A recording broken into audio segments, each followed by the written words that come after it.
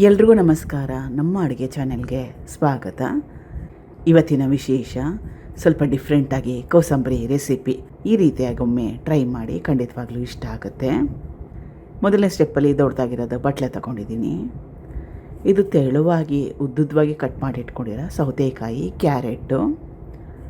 ನಿಮಗೆ ಯಾವ ಸೈಜಲ್ಲಿ ಯಾವ ರೀತಿ ಬೇಕೋ ಆ ರೀತಿಯಾಗಿ ಸೌತೆಕಾಯಿನ ಕ್ಯಾರೆಟ್ನ ಕಟ್ ಮಾಡ್ಕೋಬೋದು. ಇದು ಕಡಲೆ ಬೀಜನ ಹುರಿದು ತರತರಿಯಾಗಿ ಪುಡಿ ಮಾಡಿ ಇಟ್ಕೊಂಡಿರೋದು. ತೀರನೇ ಜಾಸ್ತಿ ನುಣ್ಣಗೆ ಪುಡಿ ಮಾಡಿ ಇಟ್ಕೊಳಕ್ಕೆ ಹೋಗಬೇಡಿ. ಕಡಲೆ ಬೀಜ ಕಾಣ್ತಾ ಇರಬೇಕು. ಒಂದು ಕಡಲೆ ಬೀಜದಲ್ಲಿ 4ರಿಂದ 5 ತುಂಡುಗಳನ್ನ ಮಾಡಿಕೊಂಡ್ರೆ ಸಾಕಾಗತ್ತೆ. ಮಿಕ್ಸಿಯಲ್ಲಿ 3ರಿಂದ 4 ಸೆಕೆಂಡ್ ಹಾಕ್ಕೊಂಡ್ರೆ ಸಾಕು. ಮುಂದಿನ ಸ್ಟೆಪ್ಗೋಸ್ಕರ ಸಣ್ಣದೊಂದು ಬಾಣಲೆ ಇಟ್ಕೊಂಡಿದ್ದೀನಿ.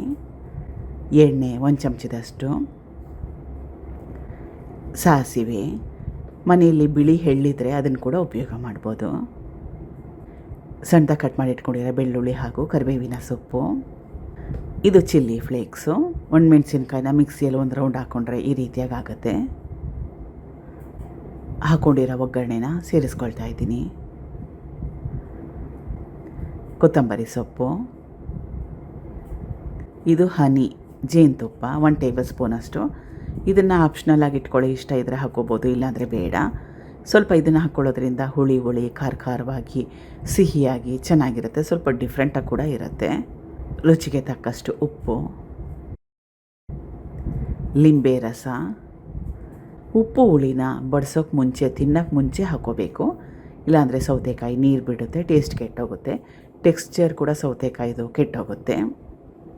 ಒಂದು ಸಲ ಟ್ರೈ ಮಾಡಿ. Thank you for watching. ಧನ್ಯವಾದಗಳು.